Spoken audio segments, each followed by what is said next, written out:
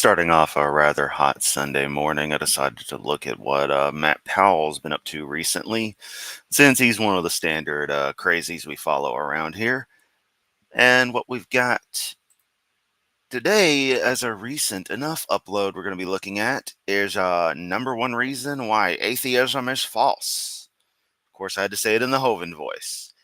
It's only 5 minutes. Shouldn't take too long. Let's get to it. Only such a universe can begin from nothing. The laws of physics allow a universe to begin from nothing. You don't need a deity. You have nothing. Imagine if I... Yes, misinterpreting Lawrence Krauss's universe from nothing, where nothing is defined differently from how people conventionally think of it. What's a creationism video? Without misinterpreting and outright lying about not just reality itself, but what people individually say. It's a great 1-2 punch. Just got to lie about everything.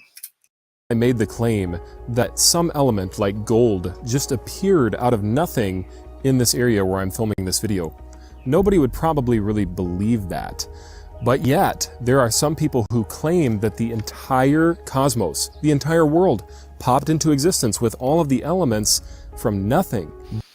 No, not at all.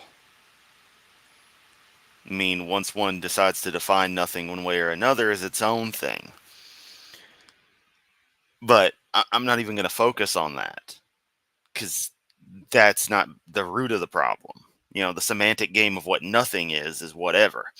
The real problem is you applying conventional, I don't even want to call it cause and effect, but the idea of something just poofing out of nothing in our tangible, current, average world, with reality being the way it is as we see it here, stuck on the surface of this wonderful little planet called Earth, and thinking that that at all equates to the fundamental essence of the fabric of reality. Secondly, no, all the elements didn't come from the Big Bang or whatever you're implying. Stellar nucleosynthesis and the like are very well understood, very well explained. The math works.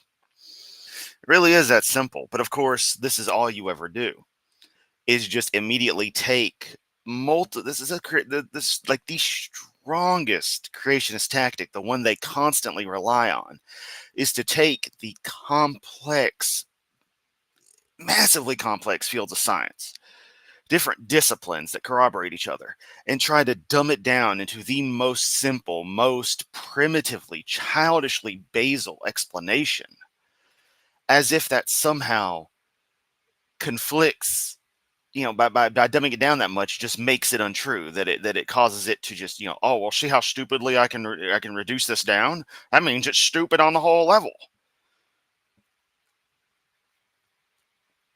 I would say it's almost a lack of imagination from people who, ironically, in believing the kinds of garbage they do, clearly have incredible amounts of imagination.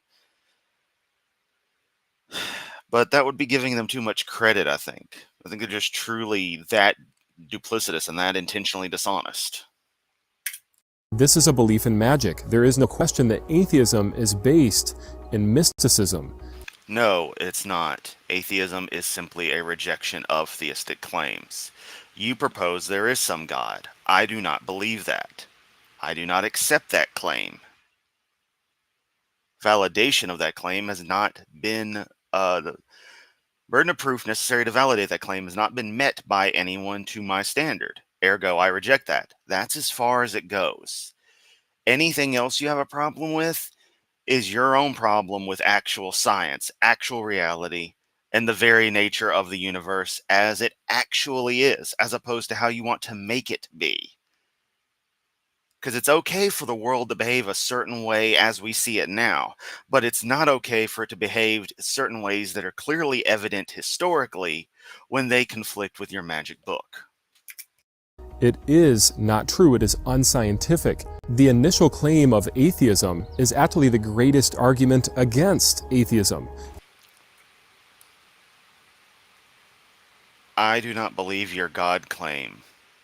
Therefore, me not believing your God claim is not a true statement. That is what you're trying to say here. But of course, that's if we go by what atheism actually is rather than what you want it to be, rather than the straw man you're creating here. Think about it. They believe that the world created itself from literally nothing. No. Again, no. Check out this quote from Stephen Hawking. He said that because there are laws such as gravity, the universe can and will create itself from nothing. And what would we expect from people who can't take metaphor literally all the time? Also, I've stated this 1,001 times. I don't care what any one individual has said. Okay? Okay. Stephen Hawking's great. Love his work. But individual random quotes pulled out of your ass, out of nowhere, that just happen to paint a picture that works with the little narrative you're trying to pull, don't mean shit. All right? Don't care about quotes from random people, one way or the other. Alexander Velikin said that the universe can spontaneously create itself out of nothing. Again, let's define nothing. Oh, wait, you try to do that down here, even though they can't just change dictionary definitions of words. No, you can apply meaning to the word you're using, what nothing means in this context versus what nothing means in the context of what you go with. It's funny, language is fluid like that in a way that does work and that I do approve of. But you're going to play that game. Of course you are, the semantics game. It's another thing creationists love.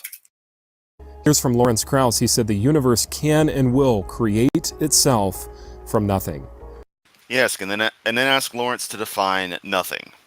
Because what he defines nothing as for that statement is what nothing actually means for that statement.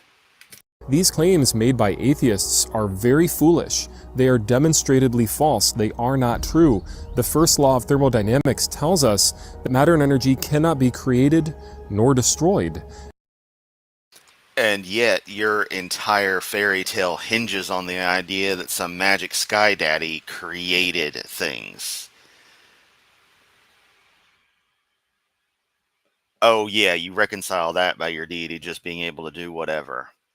Ignoring the fact that the same logic can be applied more succinctly to reality in and of itself, especially when you consider that the universe is, in its own sense, a closed system where that law applies, and outside of that system, if one can grasp such, that principle may not necessarily apply.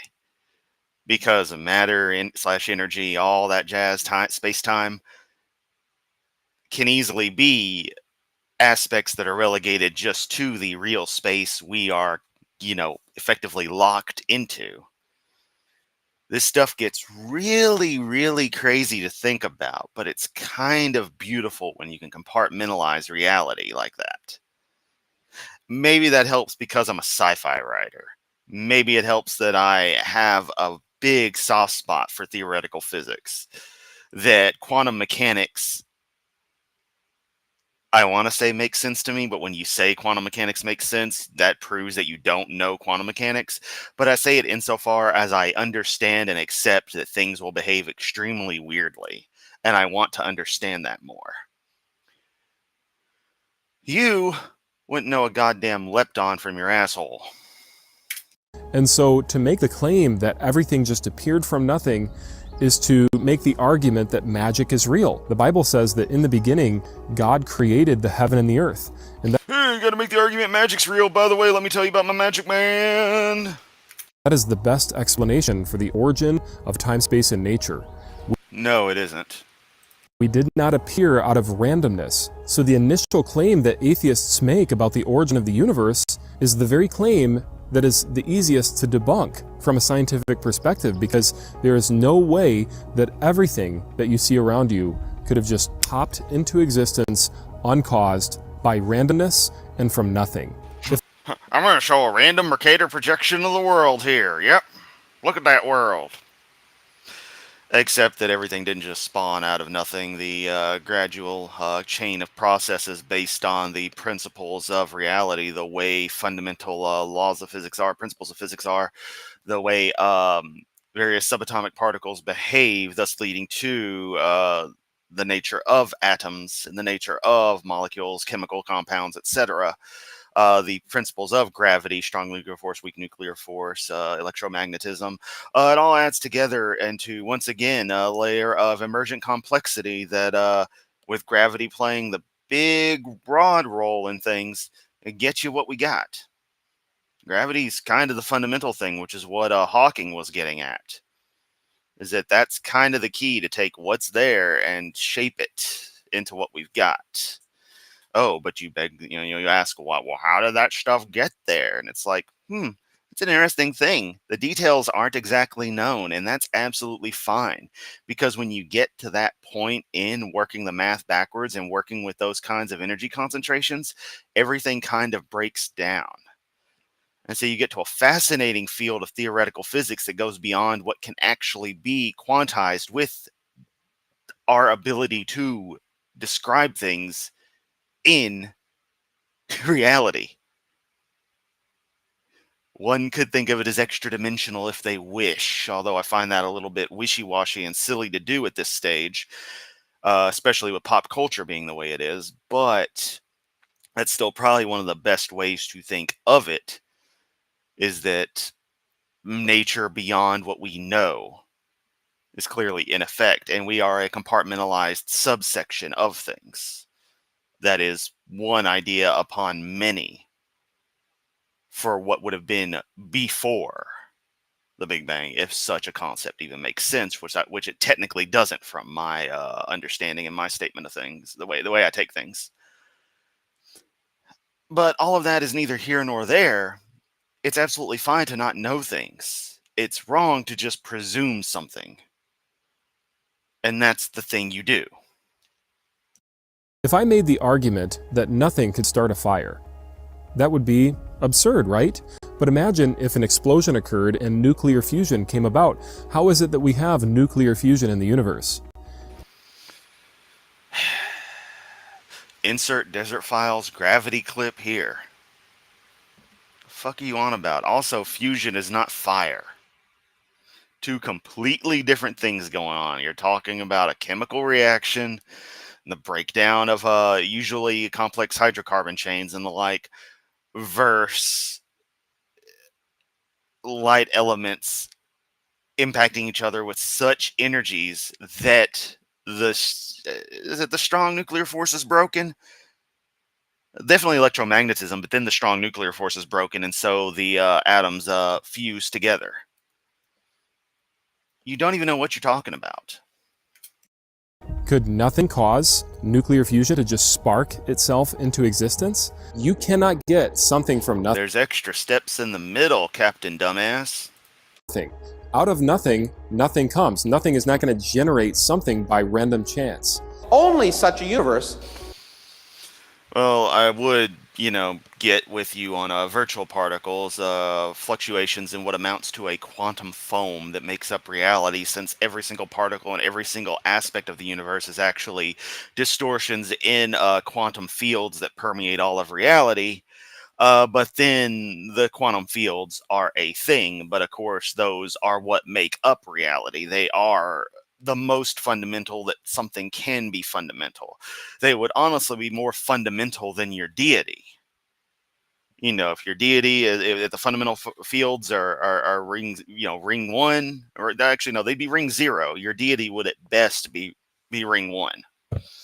So you might want to consider that. And if you don't understand the computer terminology I'm using, that's okay, Matt. I'm surprised you can even use a computer. Can begin from nothing. Before the big... Noting that he, at this point in this talk, Klaus is... Lawrence Krauss, excuse me, Klaus. He is German now, yeah? Krauss has probably already defined what nothing actually is, and now we're getting into a National Geographic thing on, the universe, where there's going to be popular science that is going to use the commonly termed nothing. But in this context, once again, nothing is used to distinguish from the reality that we all inhabit, that if we were there, we would not be able to experience anything that would be the universe as we know it. Space, time, death, XYZ coordinates. I said depth there, I should stress. Would not be experienced. It's hard to wrap your head around, but that's because we developed in this pocket of reality. Big Bang. There was nothing, literally nothing. And then something happened, triggering the most colossal explosion in history. In a billionth of a billionth of a billionth of a second, the universe grew from the size of that tiny point. By the way, if anyone's able to toss some shekels over, this clip, even though it would fall under fair use, will probably get claimed, thus causing my video to, lose monetization. So if you can toss a few shekels that way, or if you're watching it after the fact, give a super thanks or something, that'd be freaking awesome. This is part of why I don't do too many Matt Powell videos, his live reactions, because he always has this crap in there and doesn't care. To something billions of miles across. This colossal blast created everything. All the matter we see in the universe today. So There you go. You finally got back to your stupidity. how can we trust these atheist science celebrities to tell us anything about the universe or about science or about the origin of life when they are so blatantly incorrect about the very fundamental of their belief in atheism?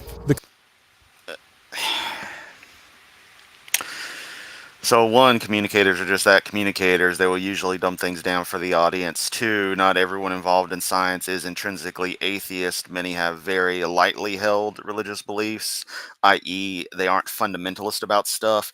And they oftentimes, due to the very great international scope of, scientific fields and population densities around the world, they might not be any kind of Christian. Just look at how many people from India you see in all kinds of different scientific and medical fields, because there's a high population. And a lot of them get good educations and they travel around the world. And what are most people from India probably going to be? They're probably going to be Hindu. There's other, religious variations and the like, and certainly ties with ethnic groups, lots of Muslims as well. None of them are Christian there, Matty boy. So they're not atheist. They may be to you, but they're not atheists. They're still scientists. Science deals with reality as we actually see it, and if we detected your magic sky daddy, that'd be in the books, but we don't. And then what was the last thing you said, you clown?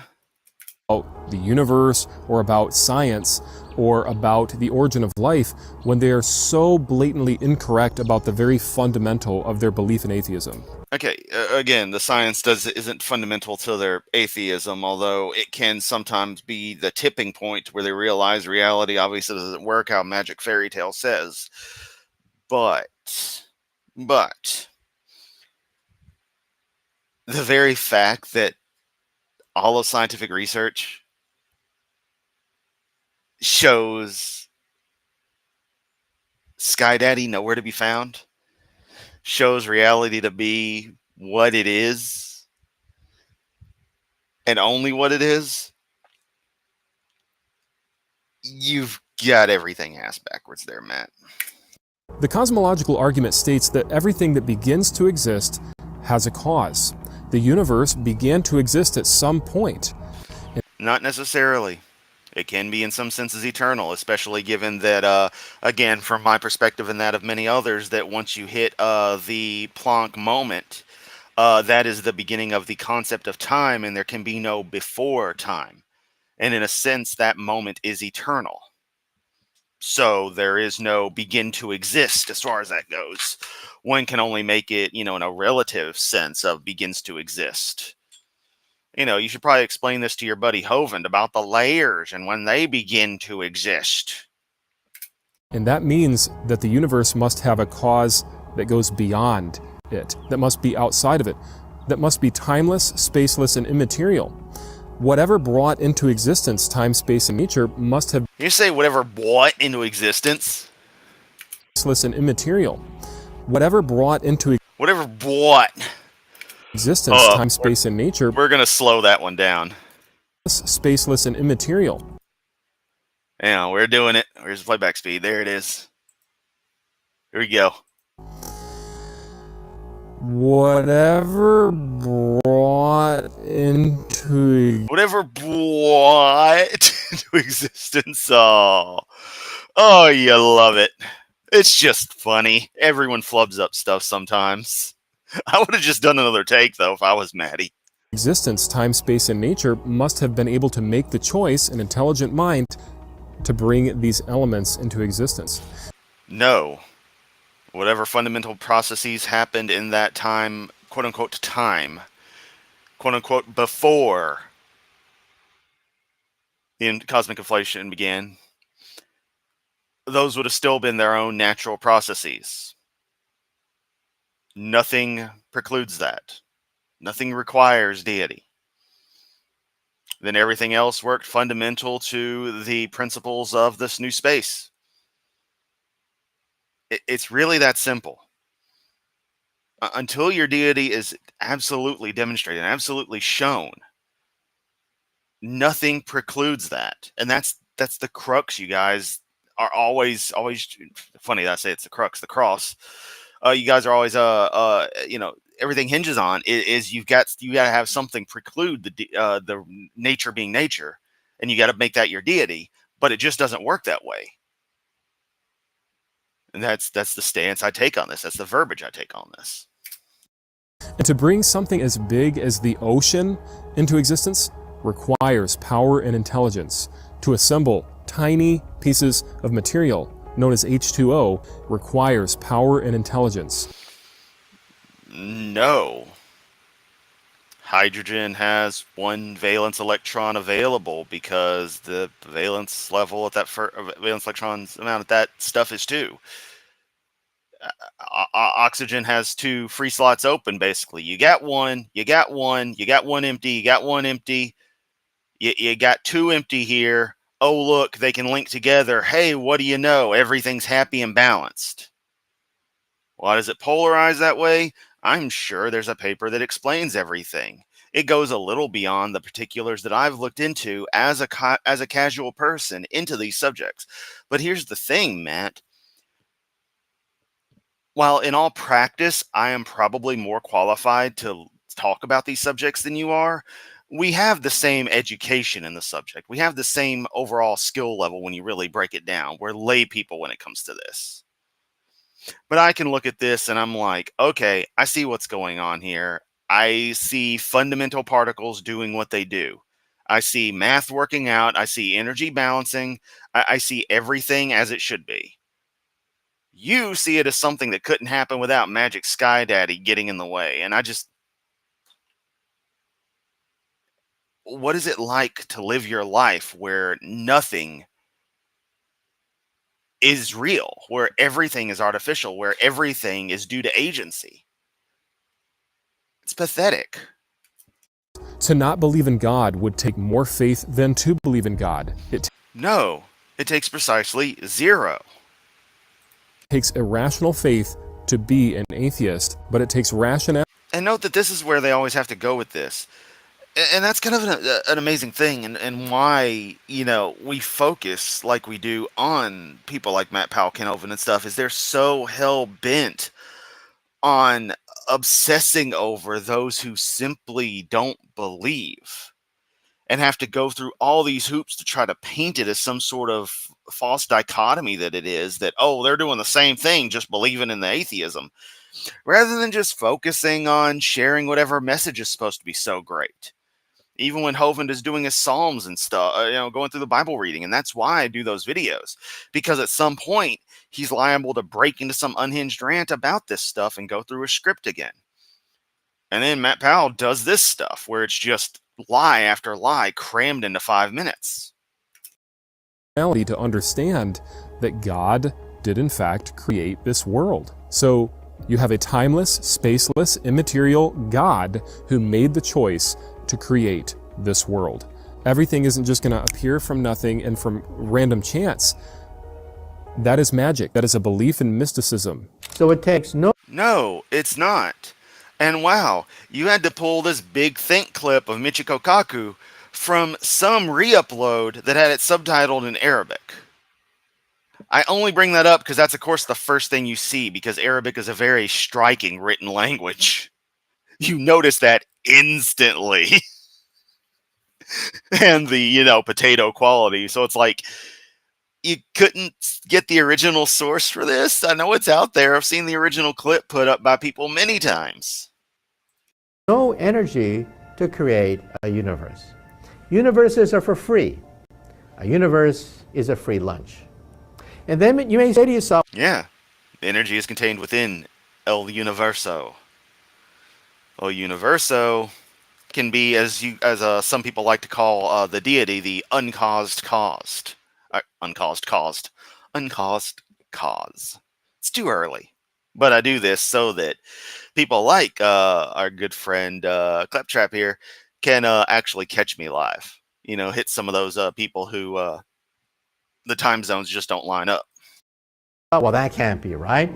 So the best argument against atheism is actually atheism's initial claim that everything came from nothing, and by random chance, we just appeared here. Ah, wonderful. It's over. That's why I took that one, and it would be a quick one. I maximized my... Oh, nope, I maximized... No! Oh, dang it, hang on. I accidentally maximized the restream window. I was going to maximize my own self. There we go. Otaku says, I can't believe I'm here for a morning live. Never awake before noon. Plus 2 insomnia. Yeah, I had trouble sleeping last night, my own self. I'm waiting for the AC to kick in because I'm trying to save money, but it's also getting hotter than mother in here. At least the ancient versions of theism had more sense because they believed gods were material. Just like saying, yeah, seriously. That's the thing I love about earlier pre-Abrahamic faiths. The Mesopotamian and other theistic constructs that eventually became Judeo-Christianity, Islam and like, and a lot of European paganism and like, is that the deities are something tangible and they're a part of this universe. And if you notice, in virtually all fantasy stories, the deities in some way, shape, or form are almost always tangible. And even a story I'd worked on since middle school, hell, the deity wasn't even creator deities. The deities were a side effect of the planet itself. It was almost a status bestowed by the nature of the world in the story, which kind of makes it a curse as well. So it's, even middle school, I was like, I can write better, deity stories than this stuff. It's crazy. It's rational to believe in magic, but if you don't believe in magic, that's real magic, and that's irrational. No wonder I call him Shat. He speaks pure verbal diarrhea. Yeah, nothing he said there. Nothing he said worked. It's very weird. Universo as uncaused cause is what actually Aristotle said. Aquinas completely ruined what Aristotle said. Incinerating. Incinerating? I just made up words. Interesting. Incinerating? What the fuck kind of word even is that? AC at night to sleep, day, have it going all day. It's supposed to hit 93. Yeah, it's going to be like 94 with high humidity here, so it's going to be a lot. AC in the bedroom, line, an overhead fan. Oof, that's rough.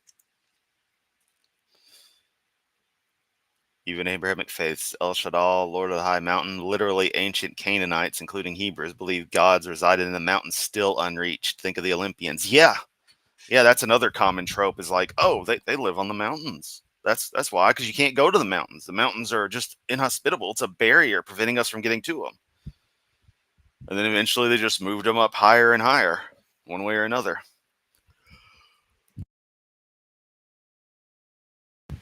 But all right. I just wanted to take a look at that. Start off my morning with a stream. We're going to wait for the usual stuff from 06/45/2017 to pop off later, and then I'll cover that. Much love, as always.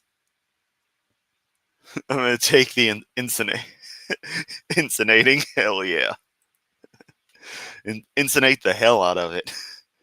Living room is overhead fan to keep AC in my bedroom. I would have a window unit in just for myself, but the place I'm staying at doesn't allow them. So, I just have to deal with what we got, which works, but it's never right. AC sucks sometimes, but I'm not complaining.